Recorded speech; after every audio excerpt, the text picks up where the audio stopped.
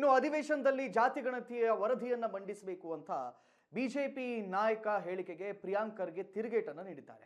ಜಾತಿ ಗಣತಿ ವರದಿ ಇನ್ನೂ ಕೂಡ ಕ್ಯಾಬಿನೆಟ್ಗೆ ಬಂದಿಲ್ಲ, ಕ್ಯಾಬಿನೆಟ್ಗೆ ಬಂದ ಮೇಲೆ ಅದನ್ನ ಚರ್ಚೆ ಮಾಡ್ತೀವಿ ಅಂತ ಹೇಳಿದ್ದಾರೆ.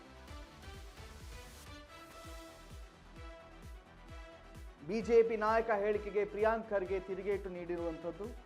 ಜಾತಿ ಗಣತಿ ವರದಿ ಇನ್ನೂ ಕೂಡ ಕ್ಯಾಬಿನೆಟ್ಗೆ ಬಂದಿಲ್ಲ, ಕ್ಯಾಬಿನೆಟ್ಗೆ ಬಂದ ಮೇಲೆ ಅದನ್ನು ಚರ್ಚೆ ಮಾಡ್ತೀವಿ. ಬಿಜೆಪಿಯವರಿಗೆ ಯಾಕೆ ಆತಂಕ ಇದೆ?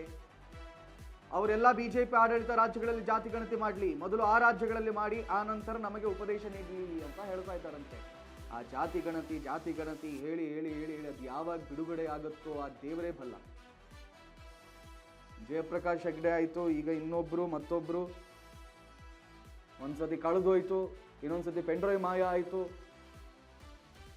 ಅಂತೂ ವರದಿ ಅಂತೂ ಹೊರಗೆ ಬರಲ್ಲ ಅಂತ ಆಯ್ತು. ಜಾತಿ ಗಣತಿ ವರದಿಯನ್ನ ಈ ಬಾರಿ ಅಧಿವೇಶನದಲ್ಲಿ ಮಂಡಿಸಿ ಅಂತ ಬಿಜೆಪಿ ಮುಖಂಡರೆಲ್ಲ ಹೇಳ್ತಾ ಇದ್ದಾರಲ್ಲ, ಅದಕ್ಕೆ ಪ್ರಿಯಾಂಕ್ ಖರ್ಗೆ ತಿರುಗೇಟು ನೀಡಿದ್ದಾರೆ. ವರದಿ ಮಂಡನೆ ಮಾಡೋಕೆ ಇಷ್ಟೊಂದು ಕಷ್ಟ ಇದೆ, ನಿಮ್ಮ ಕ್ಯಾಬಿನೆಟಿಗೆ ಬರೋಕೆ ಅಷ್ಟೊಂದು ಕಷ್ಟ ಇದೆ ಅಂತಂದ್ರೆ ವರದಿ ಮಾಡೋ ಅಗತ್ಯತೆನೇ ಇರಲಿಲ್ವೇ?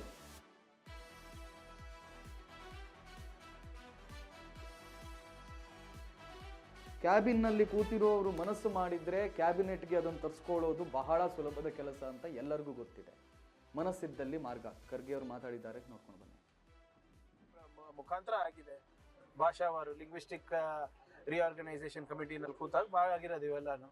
ಏನಾದ್ರು ಮಾಡ್ಲಿ, ಅವ್ರು ಬ್ಯಾಕ್ ಮಾಡ್ಲಿ. ಯಾವಾಗ್ಲೂ ಗಡಿಯಲ್ಲಿ ಕಿತಾಪತಿ ತೆಗಿತಾರೆ. ಈಗ ಸರ್ಕಾರನೇ ಸಪೋರ್ಟ್ ಕೊಡ್ತೀವಿ ಅಂತಂದ್ರೆ ಅವ್ರ ಉಪಟಳ ಇನ್ನೂ ಜಾಸ್ತಿ ಆಗುತ್ತೆ. ನೋಡಿ, if government is backing them up legally, there is nothing we can do.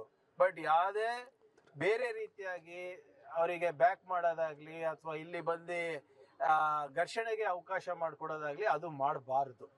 ಅದಕ್ಕೆ ಮಾಡೋಕ್ಕೆ ನಮ್ಮ ಕಡೆನೂ ನಾವು ಅವಕಾಶ ಮಾಡಿಕೊಡೋದಿಲ್ಲ. ಇದು ವಾರ್ನಿಂಗ್ ಅನ್ನ ತಿಳ್ಕೊಳ್ಳಿ ಅಥವಾ ಕಿವಿ ಮಾತಂತ ತಿಳ್ಕೊಳ್ಳಿ. ನಮ್ಮ ರಾಜ್ಯದಲ್ಲಿ ಬಂದು ಇವು ಪುಂಡಾಟಿಕೆ ಮಾಡೋದು, ಬೇರೆ ಬೇರೆ ರೀತಿಯಾಗಿ ಹೋರಾಟ ಮಾಡೋದು, ಘರ್ಷಣೆಗಳಿಗೆ ಆಸ್ಪದ ಮಾಡಿಕೊಡೋದು ನಾವು ಅಲೋವ್ ಮಾಡೋದಿಲ್ಲ.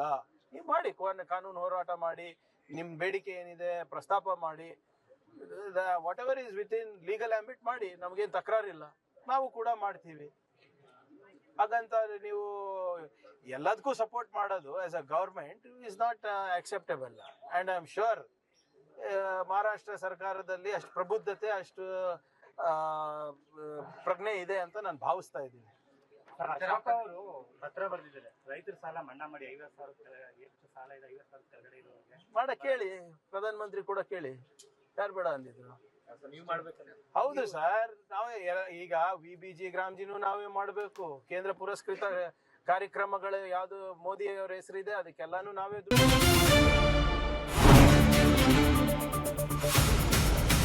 ಸಂಪೂರ್ಣ ನ್ಯೂಸ್ 24x7 ಇದು ನೊಂದವರ ಧ್ವನಿ.